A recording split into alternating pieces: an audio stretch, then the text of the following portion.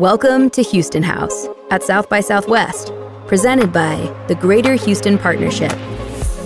The impact of technology on the business landscape cannot be overstated. With the rapid pace of technological advancement, emerging business models are challenging traditional industry labels, enabling cross-sector collaboration and driving innovation. From leveraging industrial biotech and robotics for sustainable resource management to the development of environment-controlled modules for sustainable farming on Earth and life support in space. These high-impact solutions are transforming the world we live in. As we continue to push the boundaries of what is possible, innovation will continue to be the ultimate connector. Join industry leaders and startup founders as we explore the role technology is having in connecting industries and empowering innovation. Hi, my name is Brad Versace. I get out of bed every day to spread rebellious optimism across society and humanity. And today we're going to be talking about how we do that by connecting industries and empowering innovation. We're really excited to have you all here with us. And I'm going to hand it over to these lovely humans in just a moment. But y'all, why do you get out of bed every day? And what's your infinite ambition? Starting with me? Kick it off. Let's do it. Let's see. It's going to help to understand a little bit of the industry that I'm in. So I'm founder, CEO of Nauticus Robotics, and I'm building a robotic navy to change the way that we work underwater. The ocean's just, it's compelling. And if you look at the relative value between the terra firma and the ocean space, there's a difference of about 20-to-1 in favor of the ocean. In fact, we sort of live on an ocean planet stupidly called Earth. And so my ambition is to make, my infinite ambition rather, and the word ambition I think is extremely important because you could have used other words, but ambition is like, you know, let's get after it and let's get some shit done. And to really make a step change in an industry gets me out of bed every morning, taking something that has been stagnant for 50 years and fusing all the greatest 21st century technologies to really alter a landscape for the better. The ocean is not really thought about a lot, especially the multi-trillion-dollar industry that exists in it. 99% of all data around the world travels through ocean telecommunications cables. And it's just not something that is really ever top of mind. Obviously, a ton of our energy comes from it. 95% of all species on the planet are in the ocean. So that's what gets me out of bed in the morning, making a palatable and impactful change in that economy. Awesome. Hi, everyone. My name is Moji, co-founder at Cemvita. Thank you all for being here.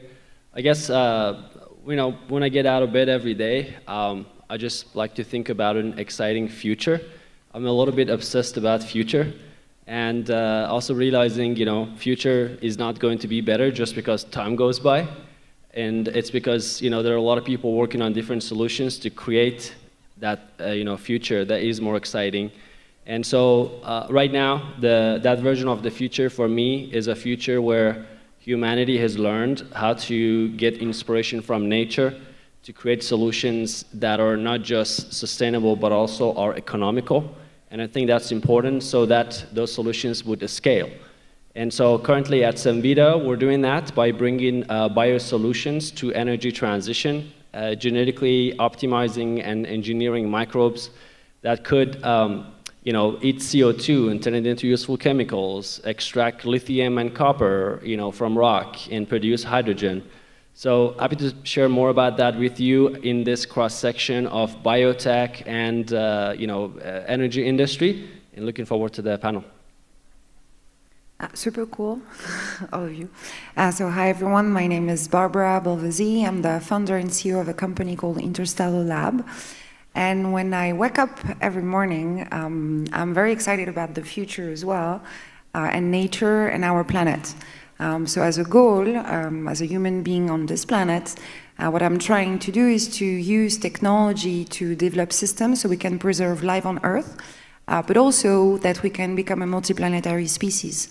And so I think the future is bright, as I see a very optimistic future, but I think we need to change many many things in how we approach technology and innovation. So what I'm really trying to do is to help people envision a beautiful future, an optimistic vision of the future, not a dystopian future where we go to Mars because we're trying to escape the Earth, but because we go to Mars because we are protecting the Earth and we're bringing life to other planets. And yeah, that's what's driving me every morning. You know, it's really fascinating. Each of you talked about just some really profound points, right? And technology seems to be a common thread throughout that. You know, when we think about technology, it's catching up with our imaginations and it's moving faster than ever. And you know, I heard this quote recently, today is the slowest day of the rest of our lives.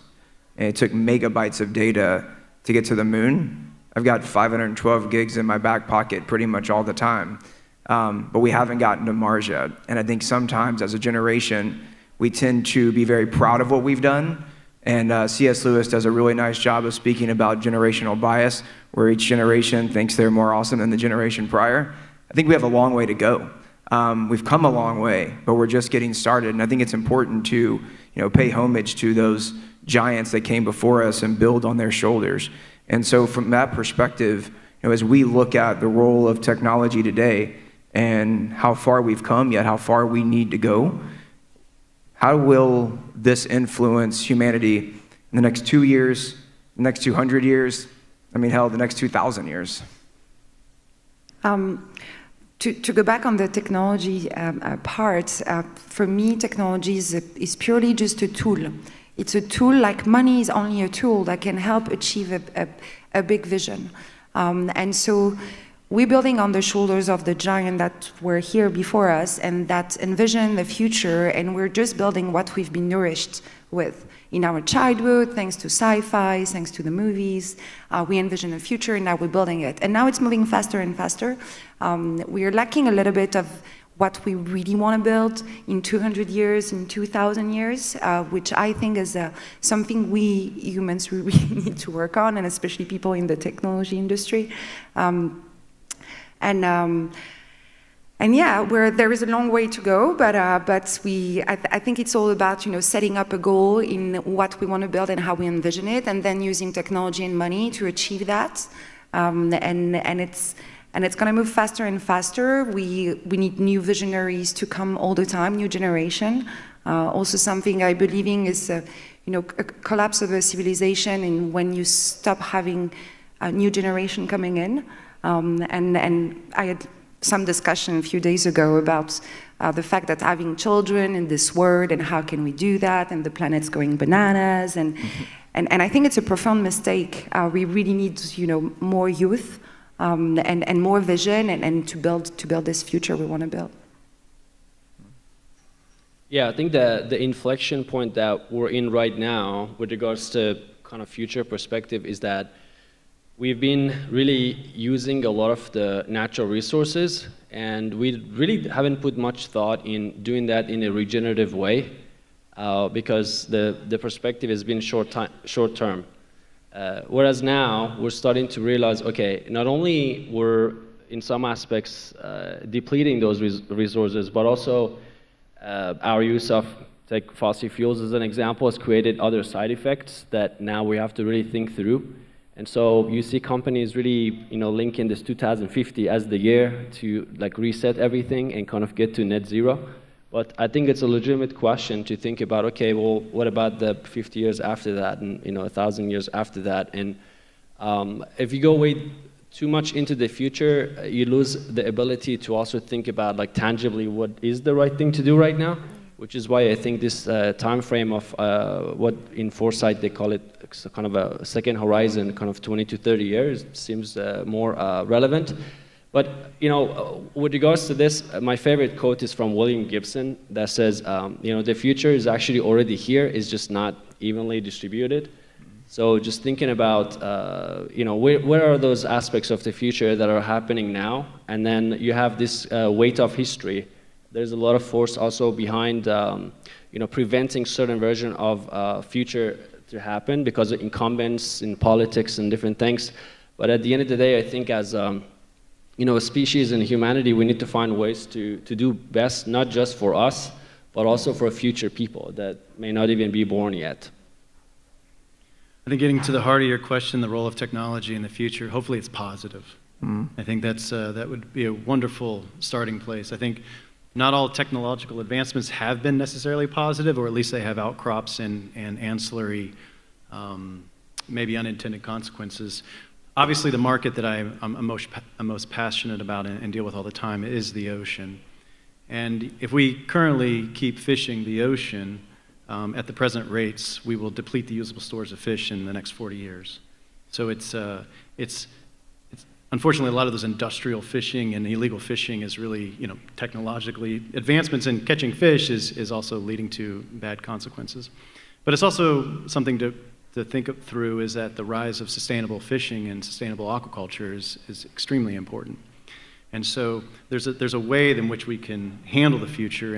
And so, I want to get to Mars too, but if we do it in the next 200 years, it's probably still okay. Yeah. And we can, maybe look at some of our interim resources and how we actually conserve and better serve the industries in the ocean. There's more rare earth material on the bottom of the seafloor than all 7 continents combined. And so if we're going to get through the energy transition, which I believe in a very comprehensive energy policy, but the energy is transitioning. And I think this is a good time to think about Houston. Houston will be the energy transition capital of the world. And so being able to cultivate and use the resources of the ocean in a much more sustainable way, I think, is going to be extremely important. I think a common thread with each of you, in addition to technology, is being explorers. People that are tip of the spear, pushing the boundaries in each of your areas. And as we explore the types of questions that exist just beyond the edge of the universe, where rebellious optimism and curiosity, I believe, are most alive. I also co-host a podcast called Curiosity. Go follow us. I spend a lot of time thinking about flipping answers and points of view into questions. And as we kind of go back to this ideal of like shoulders of giants, right? Those who have come before us, societies, right, are often very much shaped in new and interesting ways. And one of the most fascinating ideals that I believe happens with society today is intelligence. And one of the things that I think we have to start to redefine is human intelligence and artificial intelligence. Because what that used to mean is very different. Generative AI is starting to show us that the role of intelligence is shifting. As a creative, I don't necessarily need to design everything anymore. I can talk to ChatGPT and Midjourney and some, cool generative AI video software, and it can produce something really magical. Like, my role is changing as a creative in many senses, and we either kind of evolve and adapt to that or we don't. But as we look at that lens, it's interesting. There's an Einstein quote. I don't know if it's true or not, but it's he gets asked what his phone number is in an interview. He says, "Why would I know my phone number? It's in the phone book." What are those kind of things today that are in the phone book that we don't need to know anymore? And so how do you define intelligence in 2023? Hard one.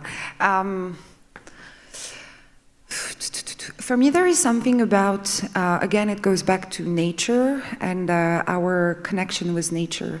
Intelligence, when it's artificial, it's completely disconnected from nature. It's something human created trying to copy something that is already existing out there.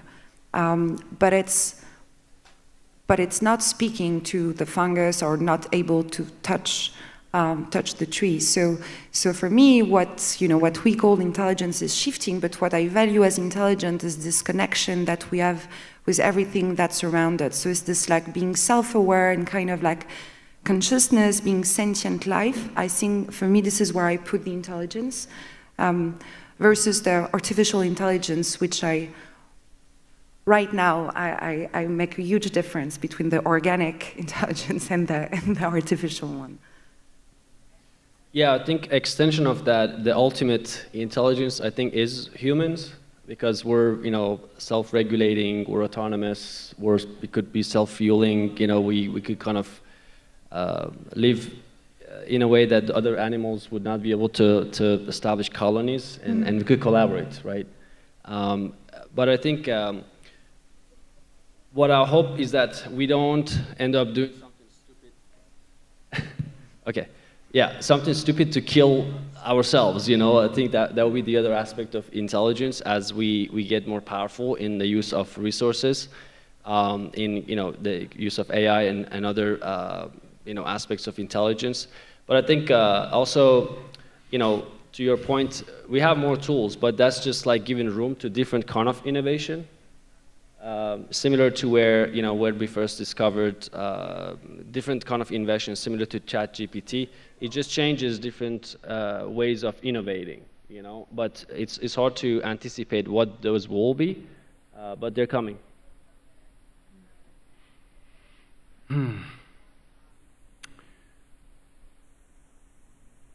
Artificial intelligence, which my company uses a judicious amount of. I mean, that's why we picked KITT, K-I-T-T, as our stock ticker symbol when we went public. I was thinking, well, what's the coolest AI, you know, from the 80s? I'm a big 80s fan. And so KITT came to mind. I couldn't believe NASDAQ let us use it. It was even available. But KITT was Knight Rider, right? Absolutely. Yeah, it's awesome. The fact that you had to ask and clarify. You know, I was more really, so asking because really there may be people in the me. room who don't know, so I was just trying to subtly weave it in for you. Yeah. So, but I think Barbara said it best when we were talking about technology. These are tools, and just everybody's talking about ChatGPT now, but that's just a fancy calculator. It really is. I mean, there's content creation, all this kind of stuff, but at the end of the day, the real intelligence, right, the human aspect has to interpret the information to create something new. It all still has to be distilled down through a human filter and then applied towards something. And I think that's the real distinction. I mean, if you look at Gauss's dissertation in the 1700s, it was, you know, a polynomial of degree n has n roots, right, which is commonly taught in 7th grade now. But inventing that is a big deal. And so ChatGPT can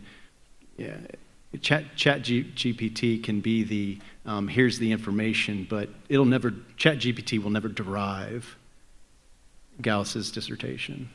That's where the human element comes from. You know, if we kind of lean into this intelligence quotient for a moment, in each of your lived experiences and the realities that you're operating in today, where do you see that role of artificial intelligence being most valuable, and where's it kind of missing the mark right now, and like what do we need to do to really like carry that onward and create a more symbiotic relationship? It's definitely not a panacea, right? It's not a end-all be-all for everything. And I think trying to apply it with a broad stroke, we're going to have some serious issues. I mean, I'm still waiting on the self-driving car problem to be fully solved, and we're throwing everything we can at that as much as we can. And so that really highlights the difference between the limits of artificial intelligence and the human brain, right? We are incredible image processors. I can drive my car without most of the time hitting anything. And that's still a very difficult challenge for an autonomous car, running some of the latest and greatest AI algorithms to help it avoid things. And so, you know, I just think that we have to be very aware that there are severe limitations, and applying them too early could have catastrophic consequences. So one example on how we use this in our work is basically as a company, we go in nature and we find microbes that have these superpowers, right? Whether they could survive in very acidic environment or, you know, different temperatures. And these are microbes that are not, you know, E. coli and yeast, which, you know, pharmaceutical industry has been built upon. But they have super abilities such as eating CO2, for example. And then we have to decide, okay, let's say we want to produce a kind of fuel from CO2. What is the right microbe for that? Because these microbes are like small chemical plants, right? So you have to see which one has the right pathways inside of it. And if you need to do some optimization, what gene should you insert or what gene should you delete? And the way that has been done is basically scientists will have to look at the literature, read 10, 20 papers, and look at a few gene databases and apply their own intuition to say, okay, we think this species is the best one, and followed by this other one, and these are the genes that are involved. And then they have to go through a set of experimentation to see what actually works. With bioinformatics that is trained with AI, you could right off the bat have scenarios that you could look into, And sometimes those are things that maybe with human intuition, you couldn't even think about that because they look at like thousands of different scenarios. And just think about how powerful that is going to be in the future as biotech is touching different aspects of our lives. You know, you probably have sampled already a few of this alternative, either, you know, it started with Impossible and Beyond, but now it's everything, right? So future of, you know, maybe we should just create, you know, some of the fish alternatives that way, so we don't have to fish, you know, the oceans as much, right? But a lot of those are based on our ability to be able to lower the cost of using microbial processes, like biotech processes, for production of materials that we need. And those processes that do not take a lot of energy input, like chemical processes do. And you know, companies like us, I think Salyujan was speaking here before, are working in that direction. So that's one area really to watch in how biotech is going to touch you know, different industries, which is because the premise of the panel is to see, okay, how different industries are coming together to give room to innovation in ways maybe that we didn't think about before, right? And that's one example. So I'll explain a little bit more because I think it was a good way to start about the technology we're developing and how we're using AI. So we develop biopods, which are structures, deployable domes, inside which we autonomously recreate any type of climate and control the temperature, the humidity, the light, so we can recreate the perfect environment for plants to grow. So it's like super advanced, high precision indoor farm on Earth. And the biopod, we design it as it's like a small animal. It's smart. It knows what's growing inside, and it adapts by itself the condition. It takes CO2 from the atmosphere, it recycles the water, it plays with the light, just by knowing at which stage of the cycle of the plant it is. So it can really optimize and be super efficient in growing the plant and optimizing the specific molecule that the plant will grow inside because we're playing with the CO2 level and the light. And so this is where we use AI, by understanding, by having our algorithm looking at the data. There is a lot of data that we're capturing with the sensors and adapting our protocols and our programs so we can, you know, find better recipes to grow those species. So AI can be, and it goes back again to what we were saying, but it's a tool. AI is when it's used to a greater purpose, and especially going back to nature, because we're very, you have a team of people that are very focused in protecting nature here. But when you use this tool to optimize something that is benefiting the Earth, not only the human, it's really the Earth, and human as well, then I think you're going the right direction. So I'm in favor of AI, depending on how you use it. I think there is a possibility it can be used in a bad way, and we really end up in a very dystopian vision. The big red flag for me is when it's AI used to optimize a solution so you can make more money out of it, like just the worst combination ever. When the goal is technology plus money, you're basically building the future, the cyberpunk future that we all have in the movie, like Blade Runner and everything, when those big corporates are taking over the world and it's just like money and technology. There is a notion I want to bring up here, which is called the solar punk movement. I discovered it a few months ago. Actually, maybe a year ago, and it's really in opposition to that, to this cyberpunk movement. It's a vision of the future, and I'm sorry, keep on repeating this, but I think is the key to for the future of humanity on this planet. Is a vision of a future where technology is used by human to live in harmony with nature. And yes for robotics, yes for artificial intelligence, yes for more innovation. But again, it goes back to the purpose, and I think it goes back to living in harmony with nature. You know, I feel like we've all kind of heard a little bit about the artificial intelligence aspect, but we're all humans here, and I think everyone in the audience is probably a human as well. Could be some robot somewhere hanging out. But more than likely, we're probably all humans here. So let's also kind of go to that side of the spectrum. We're talking a lot about, I think, in pop culture now about AI, but human intelligence is a very real part of that. And Nick, you were speaking to that pretty directly about that role that we play as humans. And I don't know, I'd just love to maybe dive in a little bit more around the human intelligence aspect. where within your spaces is that most prevalent, most alive, like even most exciting?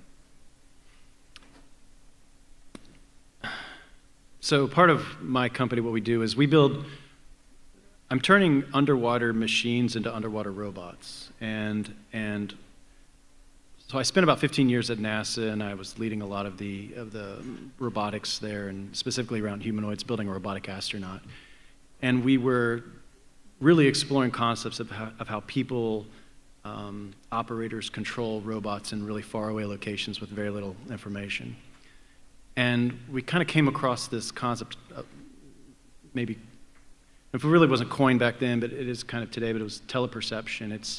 It's I don't know if you guys have seen a lot of robot demos, but they can be kind of boring. And, you know, especially the ones where we're trying to demonstrate it learning something, and you know, usually have a robot sort of staring at a door handle wondering if it's a butterfly. And so what we tried to devise was sort of cheating. You know, have the human tell the robot that that is not a butterfly, it's in fact a door handle. And then the robot has been endowed with a stack of behaviors that it understands how to operate on door handles. And so there's a really close symbiotic relationships, and we're basically adapting that entire architecture and putting it underwater. Because data transfers very slowly underwater, the very latent, crappy communication. We have to use acoustic modems to send packets. That's like dial-up circa 1987, back when Knight Rider was around. And so we had to take these spaceflight concepts and marinize them. So we basically couple the latest and greatest in artificial intelligence and how the robot can handle the uncertainties and the degree of this unstructured environment around it underwater, but also having the human operate with the robot, periodically helping it cheat. You know, look in the back of the book for the answers. And what we're finding is the combination of those is very powerful. And we're able to basically contrast against the rest of the industry, which needs high-speed networks, cables, you know, tethered umbilicals back to large surface expressions, and the cost is 3 or 4 times higher than what we're doing. And so I think it's extremely important, and I think this is sort of a rubric on how robotics, and this is biased towards robotics, but machines and robots and people are going to be much more symbiotic in their relationship, as opposed to we're going to have robots do everything for us. And even back to my self-driving car example, we're probably finding in the literature the most practical application of this right now is equipping driver with just better technologies. We drive about 100 million miles per fatality in the US. Worldwide, it's like 50 million miles per fatality, because we have places with buses and cliffs and small roads. We think we can reduce that down probably by a factor of 10. And that's going to come mostly from having technologies that enable the car's safety, but also interact with the human, not just have the car drive by itself. And so I err on that side. I think that's going to be where things really get interesting. Yeah, I'll just add a quick thing. I think as far as human intelligence, the interaction also with the AI, is going to be mostly like humans just being the curators, you know, and this is kind of already happening even with ChatGPT, is someone has to curate the content, you know, to make sure it's exactly what the intention of it is. So that's already actually becoming kind of a field of work for AI curators, you know, and that's the thing that's really hard to replace. Because the moment that if you could replace that, then it's really the last job left. It's when you trust enough the system to take the driver out, you know. Like I stopped by this morning by the Delmer has a autonomous truck, but there was a guy there, and his job is a test driver, so he still drives with the truck anyway, but he's just like ready to just you know, take over. But you know, that's the learning phase. But if you could replace that, you know, and have the infrastructure to be able to refuel and everything else, you know, then you have a complete, you know, you just need a data center where someone is just like managing the fleet. I mean, humans are good at the edge cases, right? We're really good at spotting that. At the end of the day, AI is only going to be as good as it's programmed to be, right? And so humans we're really great at this emergent, oh, that's a new situation, here's how I'm going to handle it. And I also think applying AI is probably going to bring up a lot of things that are going to be tough to talk about. And so, you know, in that self-driving car example, and I'll finish self-driving cars when I'm done. But, you know, even if we reduce the fatality by a factor of 10, people are going to be getting killed at the hands of a machine. And I think that's going to uncover another topic of discussion. I want just to add quickly about the creativity. I think this is something that is, even though we have like Midjourney and all those AI, actually I don't like it. I think it's all very similar. It's pretty boring. No, but, I mean, it was pretty at the beginning, but now it's very obvious. And it's not really designed to be built. And where I'm amazed by how humans, we had since the beginning of humanity, we had this ability to build tools and to imagine things and then make them real. So we are manifestation machine. We see something in our head and then we combine different stuff to make it happen. And I think this is what makes us still different from artificial intelligence, maybe for a while. That's really interesting. Actually, at South by in 2019, Sony did a really cool activation, and they had this question on the side of the building. I think it's where the Registrants Lounge is this year. And it said, will technology enrich human creativity? And I've thought about it so many times because it's such a factor. And then you can invert that. Will human creativity enrich technology? And I think what each of y'all are saying makes so much sense. I think it's a more symbiotic relationship than we give it credit for. Like, so much of what we hear in the media and the buzz, and, you know, as you scroll through TikTok, Instagram, your favorite content, curated experience, we hear so much about the science fiction aspect of that. But I guess in each of your spaces, like, where do you see, you know, some of the cool stuff like Kit and Knight Rider? Where does the science fiction start to become science fact today? When? Like, where are you seeing it happen right now? Well, it's everywhere. Yeah. Everywhere. We're just, you know, I take my personal example. I know what I'm building is coming from sci-fi fantasies that I read when I was a child. And when I was a kid, they built Biosphere 2 in Arizona, and my mom had the magazine, and so it was stuck somewhere in my head. And then it came back, and I watched the movie Silent Running, and so I can see those domes going in space. And so that's what I've been nurtured with. And I really loved it, and I was, you know, collecting books and collecting NASA patches and flowers, and so I've been nourished by this, and now this is what I'm doing. So then you can ask the question of time, you know, did I know when I was a child that I was going to do that when I was an adult, or it's the adult going back at the childhood? Well, I don't know, But yeah, I honestly believe we're building what we've seen. So that's why for me, there is a responsibility on the movie industry. And especially right now, because we're really struggling putting an optimist vision of the future.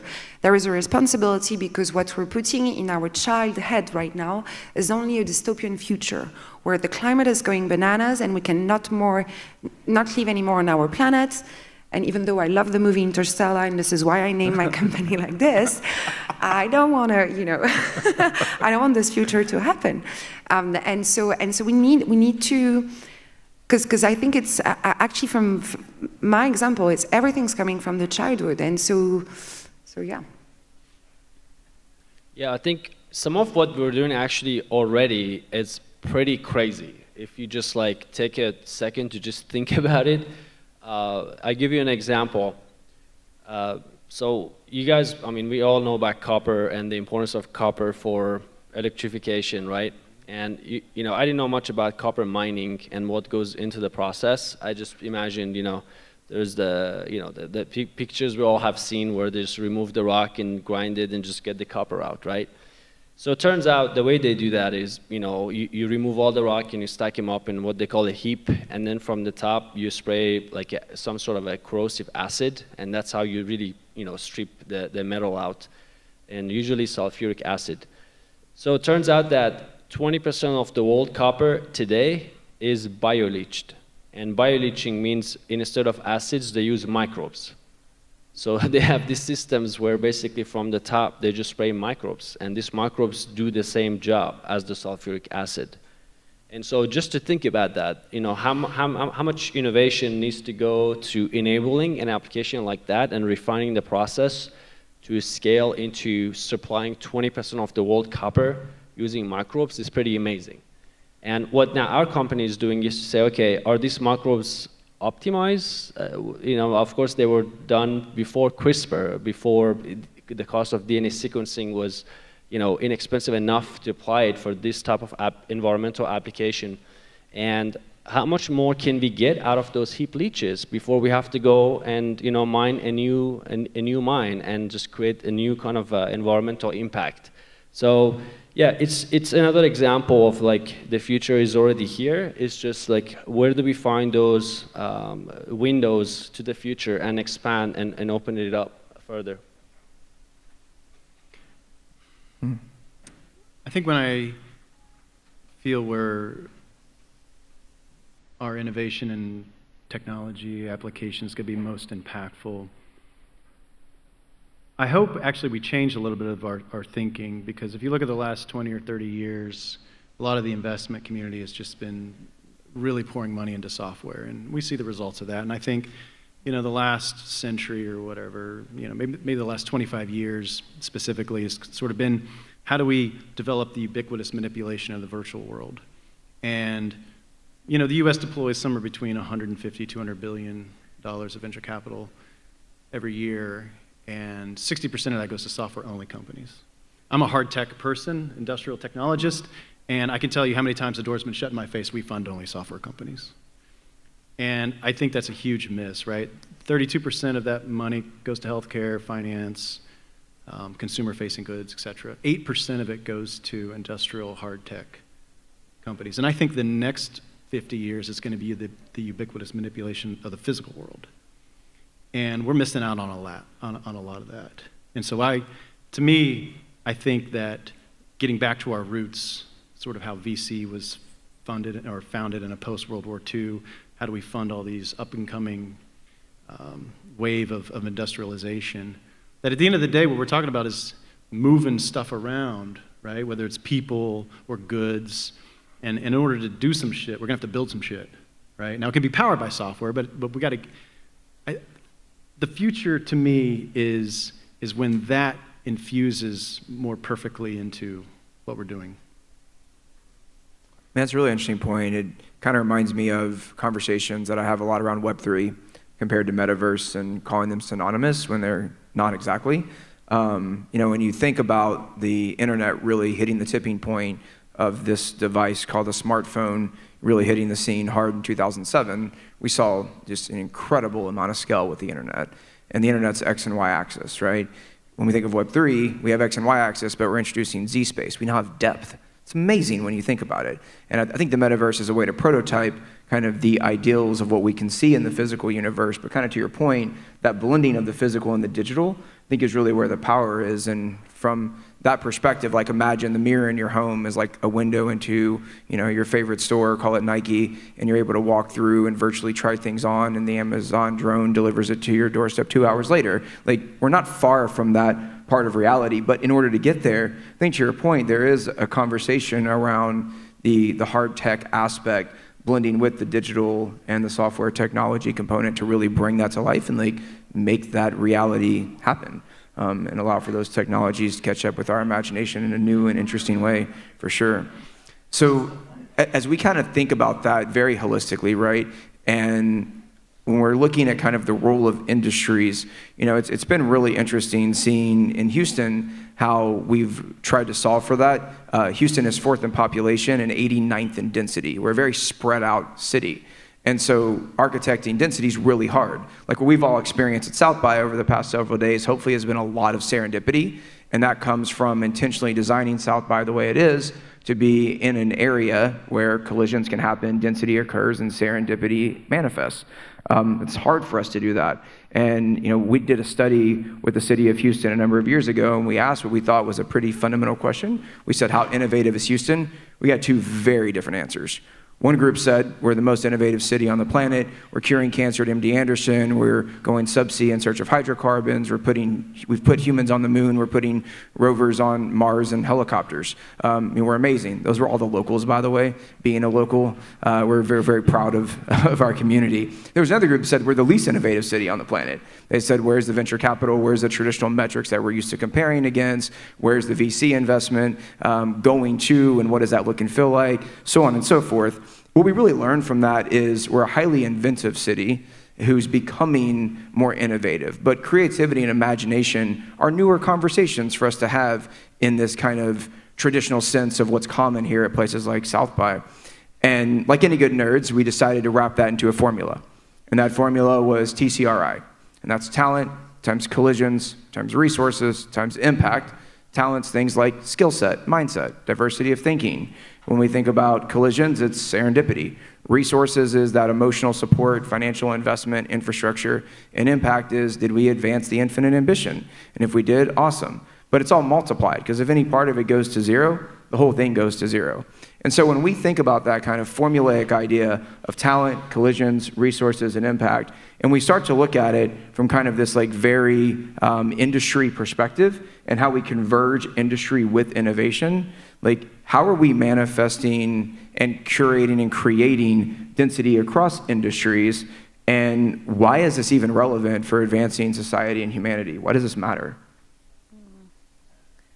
It matters a lot, and to we as a company are very interested. We are actually looking to relocate a lot of our activities in Houston because it's combining different industries, and this is what is interesting.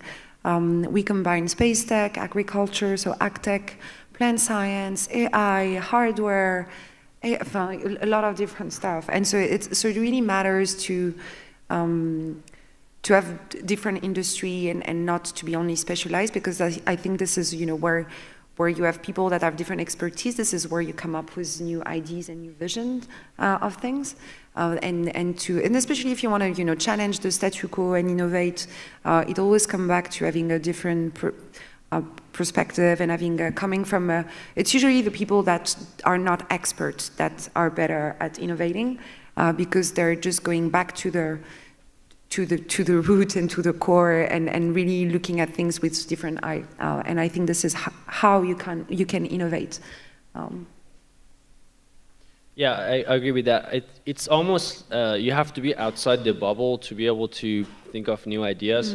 I think for our company, I come from the energy background, but a lot of our team members actually used to work at the Texas Medical Center.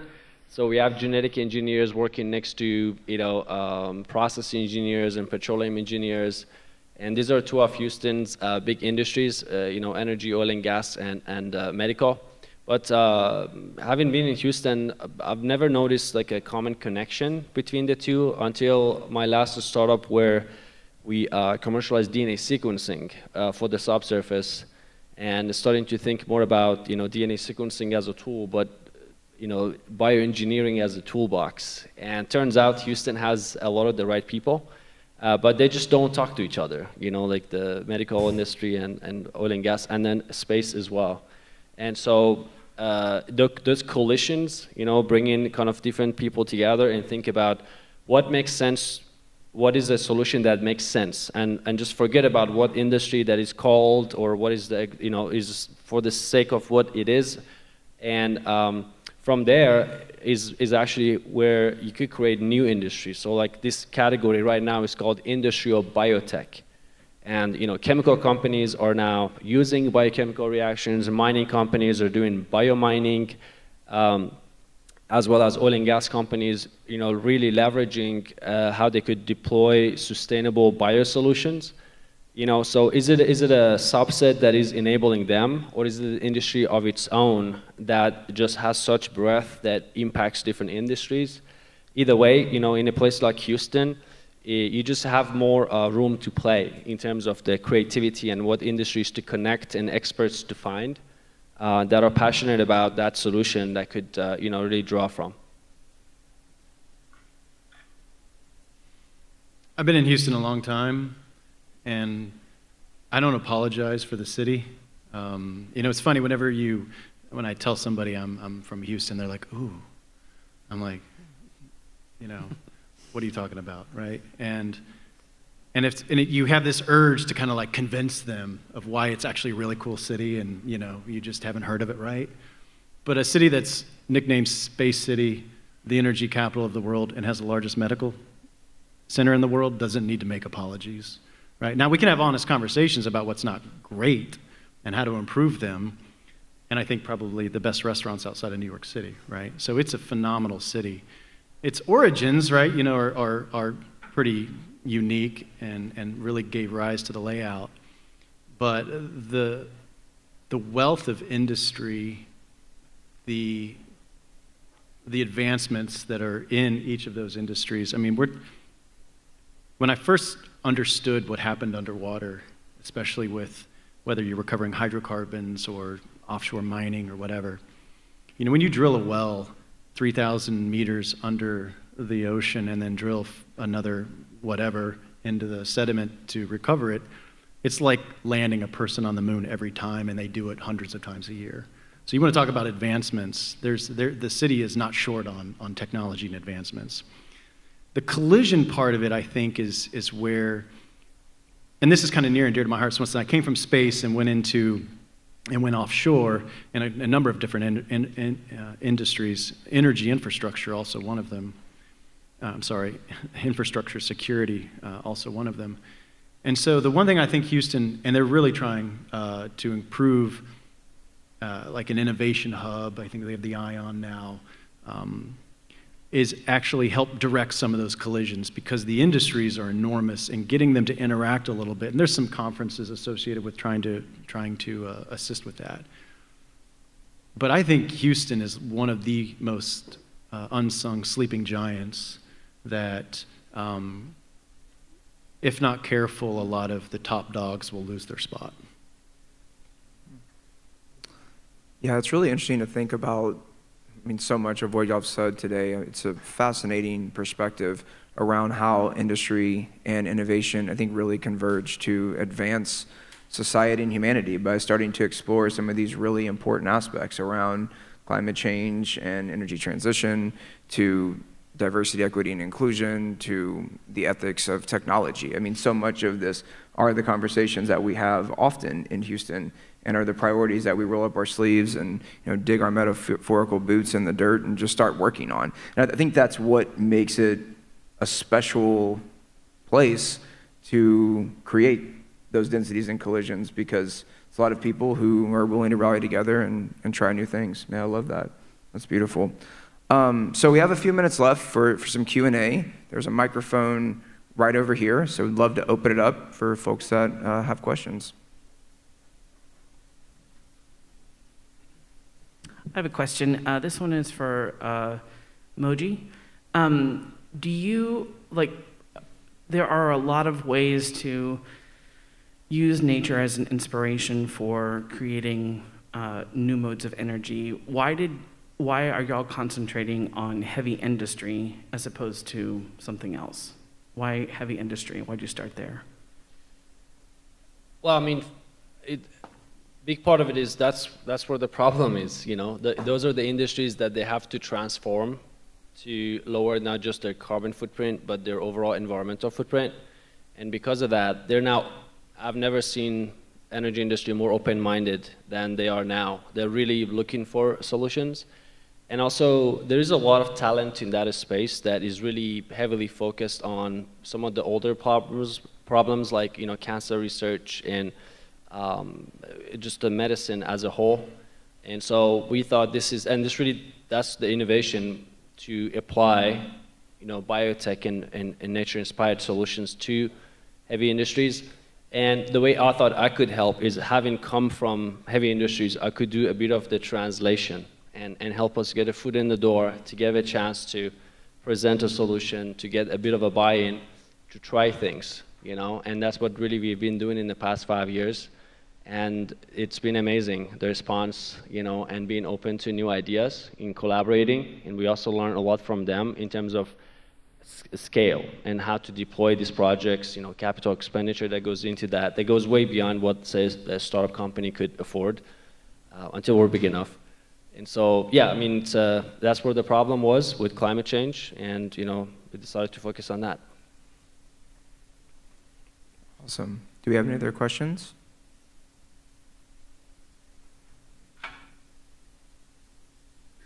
Hi, my name is Ryan.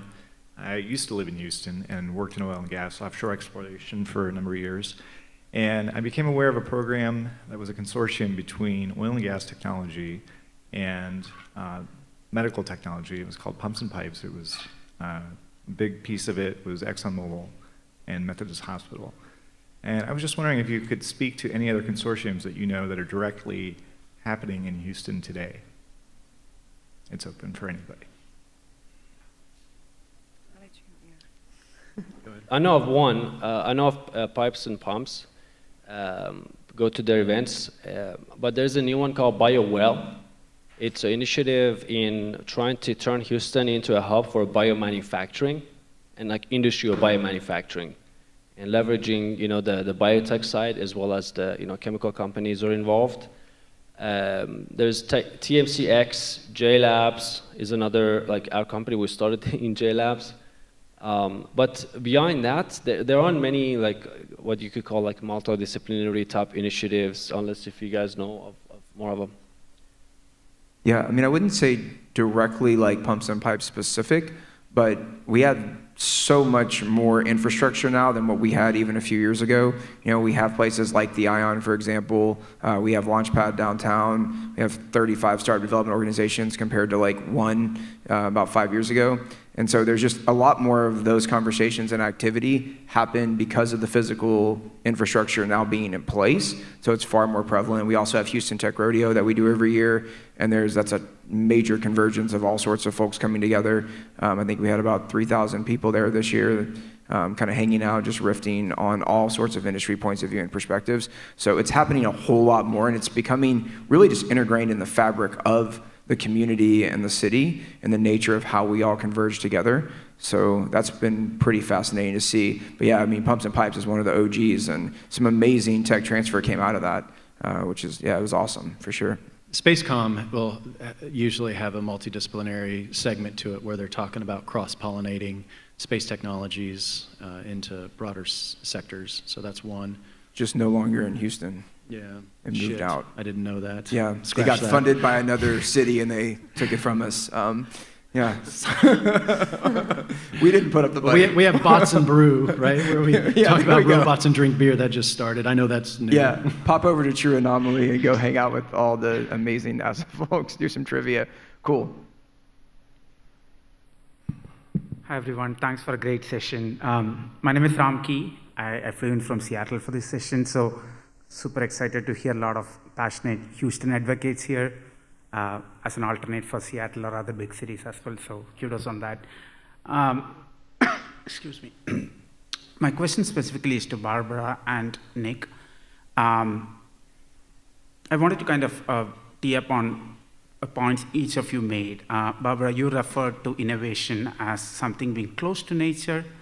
And Nick, you were talking about ChatGPT and how you thought about innovation, and you referred to it as a fancy calculator. So I just wanted to kind of tee up to what that means for us, in the coming years. Technology is advancing very fast, and the time is not too distant where we might use ChatGPT or equivalent products built out of it for making our day-to-day life convenient, right? So, as we think about innovations being close to nature, a lot of what technology does is a reflection of the bias that humans have. So how do we ensure that whatever we build are close to nature, if that's the definition of innovation? How do we advocate, how do we account for that part of the technology where there's an inherent bias built into it? So it's a very good question.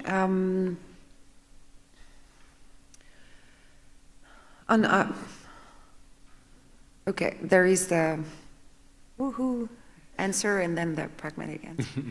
The woohoo answer is I kind of like trust my gut feeling, my intuition. I think you can feel if what you're doing is right. It's a belief, maybe it's not a belief, maybe it's just something that I feel. But I think so first I always trust this.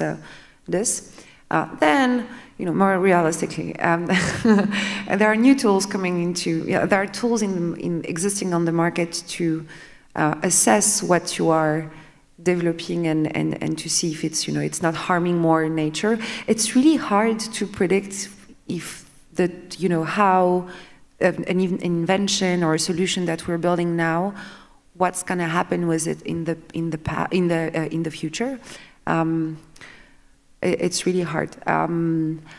But yeah, so there are some tools. In our case, we do hardware, so life cycle analysis and integrating production, selecting materials, making sure you can recycle, it's durable. So there is all those new toolbox that exist to help entrepreneur like me and company like us to make sure our solution are not harming more the environment. Yeah, but then after, I think it goes back to what you see and how do you want to picture a future. But it's really hard. But yeah, maybe you have more, Nick. I think we have to sometimes define the word innovation. To me, it's always meant like invention plus commercialization. Right? If you want to invent for invention's sake, that's totally cool, and there's lots of academic things you can do. But to really innovate, you're solving a problem, so you had to come up with something new or apply something in a different way and commercialize it. That way we can use it. And so that's kind of the foundational layer for innovation. Now, what direction do you go in? Well, I'm sort of a free market capitalist, and so the market's going to tell you. And so we're going to be righting a wrong in the market and trying to build a business out of it. Well, how do we ensure that we don't destroy the planet doing it? Well, that's where regulators come in and help us. They're the sort of the little, what are they called when you bowl and there's little bumpers in the alley, on the gutters, right? Yeah. So, although I think it's probably the same as combining real intelligence and artificial intelligence, where you have, the market and trying to regulate it, right? I mean, the artificial intelligence being in Congress, I guess, but poor attempted humor didn't work. But I'm tracking. Yeah, they're not right. But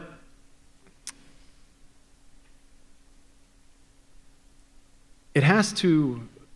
So we have to do something sustainable, and in order to sustain, it's typically self-fed through business, right? So the way I think about it is righting a wrong in the market in a sustainable way, and that sustainable way are guides that we use in order to solve that particular problem. Don't like it? Sorry, you looked like you were wanted to follow up or something. Oh, excuse me. Apologize. Oh my gosh. It's the light. It's the light. Well, along that line of the difference between invention and innovation, from Brad's description earlier, the TCRI, impact is where that is. And it sounds, Nick, like maybe you're combining the financial component. So commercialization doesn't matter if it's at a price point the market won't bear. Mm-hmm. So you have to have created something new that's useful, that delights customers. And whether impact includes the sustainability piece, I don't know. But that's from his definition. I was putting the price point the market will bear into his impact. Well, I think if you look at the way a market moves, there's typically three forces, right? The social, the economic, and the technological. And so never in time has the social force for a particular market been as strong. So I think our mission is to be the most impactful ocean robotics company through AI. And that impact can be measured in a bunch of different ways, and I think sustainability is absolutely part of it. And so, I think in a healthy market, with those market forces, the social element is deeply controlled. Yeah, and that the commercialization aspect is, I think, a critical factor. I also think that our relationship with profit and revenue is oftentimes a bit of a glass ceiling that we put on ourselves. I mean, the number of conversations that I've been in where I asked, what is your boldest ambition? And the first response is to make a profit. makes me cringe, because that's obvious. Like, that should be the most obvious factor. We live in a capitalist society. We live in a society where we need profitability and revenue in order to exist. I think the shift in the relationship is seeing profit and revenue as fuel for advancing the infinite ambitions. And if we redefine our relationship with profit and revenue to be fuel to advance things, then I believe as a species we become unstoppable. But we have to shift, and we have not done a great job of that. There are a few examples that have, but even those groups, take Apple for example, eventually becomes the big incumbent who now is different than who they once were. Still love them, I'm very, very brand loyal to all things Apple, but the reality is that, like, the way that they, the iconic photo of Steve Jobs flipping off IBM isn't exactly the same kind of spirit that seems to be embodied today. And so how do we reshape our relationship but then sustain that over time? Anything to add, y'all, as we wrap up? It's all about the fuel, and and I agree 100% with what you just said. Yeah. Shifting and. Boom. Well, thank y'all so much for hanging out with us today.